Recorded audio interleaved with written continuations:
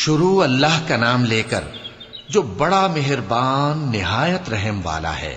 فجر کی قسم اور 10 راتوں کی اور جفت اور طاق کی اور رات کی جب رخصت ہونے لگے، اور بے شک یہ چیزیں عقل مندوں کے نزدیک قسم کھانے کے لائق ہیں، اس بات پر کہ کافروں کو ضرور عذاب ہوگا۔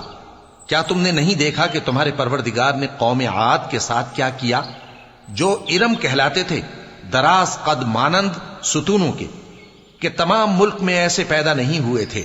اور سمود کے ساتھ کیا کیا، جو وادی قرى میں چٹانیں تراشتے تھے؟ اور فرعون کے ساتھ کیا کیا، جو خیمے اور میخیں رکھتا تھا؟ یہ لوگ ملکوں میں سرکش ہو رہے تھے، پس ان میں بہت سی خرابیاں کرتے تھے، تو تمہارے پروردگار نے ان پر عذاب کا کوڑا برسا دیا۔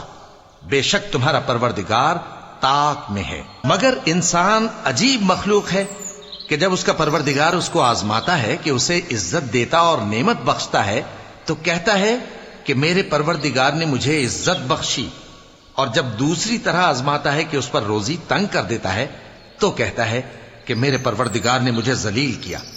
یوں نہیں، بلکہ تم لوگ یتیم کی خاطر نہیں کرتے، اور نہ مسکین کو کھانا کھلانے کی ترغیب دیتے ہو، اور میراث کے مال کو سمیٹ کر کھا جاتے ہو، اور مال کو بہت ہی عزیز رکھتے ہو۔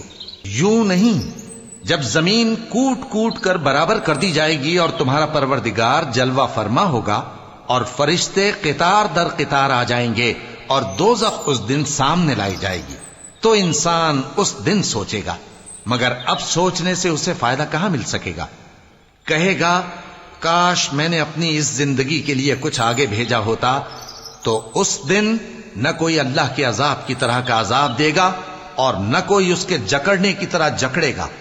اے اطمینان والی جان، اپنے پروردگار کی طرف لوٹ چل، تو اس سے راضی، وہ تجھ سے راضی، سو تو میرے خاص بندوں میں شامل ہو جا اور میری بہشت میں داخل ہو جا۔